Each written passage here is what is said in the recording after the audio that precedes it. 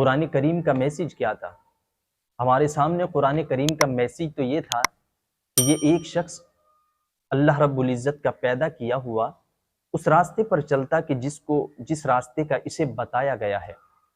ہم بازار کے اندر جائیں نا تو بازار کے اندر سے ہمیں جتنی بھی الیکٹرانک چیزیں خریدنے کو ملتی ہیں، جو بھی چیز ہم خرید کر لاتے ہیں اس کے اندر، اس کے ڈبے کے اندر ایک کتابچہ ملتا ہے جسے کتاب کا بچہ کہا جاتا ہے۔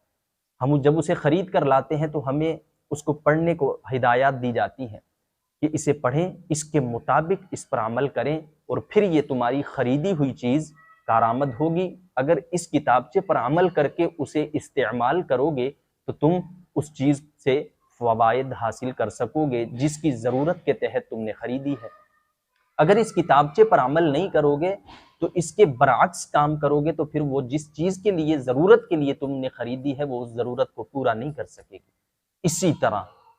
اسی طرح اللہ رب العزت نے انسان کو پیدا کیا اور اس کے لیے بھی کتاب نازل فرمائی، لا ریب فی کتاب، وہ کتاب کی جس میں کوئی شک نہیں ہے، جس کے کوئی شک نہیں کہ یہ کتاب لا ریب فی ہے، شکوں سے پاک کتاب ہے، اور وہ ہماری زندگی کو چلانے کے لیے ہم ایک مثال کے طور پر فار ایگزامپل ہم ایک سیل فون ہے، اس سیل فون کو جب خریدتے ہیں اس میں بھی ہمیں ایک کتابچہ ملتا ہے، اس سیل فون کے اوپر جو ہمارا سبز رنگ کا بٹن ہے اور ایک ریڈ کلر کا بٹن ہے، اب کال جب ہمیں آئے گی تو ہم اگر ریڈ کلر کے بٹن کو دبائیں گے کہ ہم کال سنیں تو ہم سن پائیں گے؟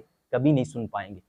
اگر ہم اس کے سبز رنگ کے بٹن کو دبائیں گے تب ہی کال سن پائیں گے، کیونکہ اس کے کتابچے میں لکھا ہے کہ کال آنے کے بعد تم نے سبز بٹن کو دبانا ہے، تب یہ اپنا کام کرے گا اور تمہیں کال سنوائے گا۔ اگر تم اس کا ریڈ بٹن دباؤ گے تو وہ کال آتی ہوئی کٹ جائے گی، تم اس سے فائدہ حاصل نہیں کر سکو گے۔ ٹھیک اسی طرح انسان کو بنانے کے بعد انسان کے راستوں کو قرآن نے متعین کیا ہے، قرآن نے راستوں کو بتایا ہے کہ کون سے راستوں کا تمہیں انتخاب کرنا ہے۔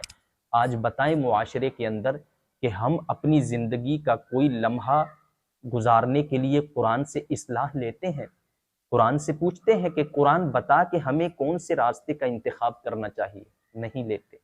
دنیا کی چیز لی ہوئی، خریدی ہوئی، اس کے کتابچے پر عمل اس لیے کرتے ہیں کہ یہ نقصان نہ ہو جائے، کیونکہ اس کا نقصان بظاہر ہمیں نگاہوں میں نظر آ رہا ہوتا ہے، لیکن اس کا نقصان ہمیں نظر نہیں آ رہا۔ بتایا ہے کہ اس کا نقصان اور اس کا فائدہ تمہیں آخرت میں دکھایا جائے گا۔ تو ہم نے تو وہ دیکھی ہوئی چیزوں پر اپنے آپ کو ٹکا رکھا ہے کہ جو دیکھیں گے اس پر کوشش کریں گے۔ تو قرآن سے ہم نے کبھی اپنے اس راستے کا انتخاب پوچھا ہے کہ ہمیں کس راستے پر چلنا چاہیے؟ نہیں۔ آج کوئی بیمار، قرآن کریم کو قرآن حکیم بھی کہا جاتا ہے۔ کیوں کہا جاتا ہے؟ کہ یہ حکیم بھی ہے، یہ علاج بھی کرتا ہے۔ کیا ہم جب کبھی بیمار ہوئے ہم نے قرآن سے اپنی حکمت کا علاج پوچھا ہے؟ قرآن سے پوچھا کہ بتا ہم کس طرح صحیح ہوں گے؟ قرآن بتا رہا ہے وَنُنَزِّلُ مِنَ الْقُرْآنِ مَا هُوَ شِفَاءٌ وَرَحْمَةٌ لِّلْمُؤْمِنِينَ، کہ یہ قرآن تو مومنوں کے لیے شفا ہے۔ تو ہم کبھی بیماری کے عالم میں ڈاکٹر کے تو بھاگتے ہیں، اور جانا چاہیے یہ ایک سائل ہے کہ جس کے ذریعے سے ہم درست ہوں گے، اللہ ہی شفا دینے والا ہے۔ لیکن ہم نے اپنے راستے کو متعین کرنے کے لیے، راستے کو چلنے کے لیے، اس کا انتخاب کرنے کے لیے کبھی قرآن سے پوچھا ہے؟ میرا سوال یہ ہے کہ جس کے لیے ہمیں بنایا گیا اس سے ہم نے کبھی اپنا راستہ پوچھا ہے؟ نہیں پوچھا۔ تو ہم کس طرح، کون سے راستے پر کامیاب ہوں گے؟ ہمیں کامیابی کا اگر کوئی راستہ چاہیے تو وہ قرآن بتائے گا۔ وہ کب بتائے گا؟ جب اس سے پوچھا جائے گا کہ کامیابی کا، کامرانی کا راز کیا ہے، کون سا راستہ ہے؟ تو وہ بتائے گا کہ جس پر تمہارے نبی کے یار چلے، صحابہ کرام چلے، تابعین چلے، تبع تابعین چلے، اولیاء کاملین صالحین چلے، وہ چل کر تمہارے سامنے کامیاب ہو کر گئے ہیں۔ اگر تم کامیاب ہونا چاہتے ہو تو تمہیں بھی اسی راستے کا انتخاب کرنا پڑے گا۔ وہ کون سا راستہ تھا؟ کہ دنیا کی لذتوں کو چھوڑ کر، دنیا کی چیزوں کی ہوس کو چھوڑ کر ہر وقت اللہ اللہ کرتے رہنا، جنگلوں میں نکل جانا، اس کی عبادت و ریاضت کرنا، پھر وہ راستہ دیتا تھا کہ جو کامیابی والا ہوتا تھا۔ تو ہمیں معاشرے کے اندر اچھے اور برے کی پہچان کی بھی ضرورت ہے، اور اپنا راستہ قرآن سے وضع قطع کے طور پر قرآن سے لینے کی ضرورت ہے۔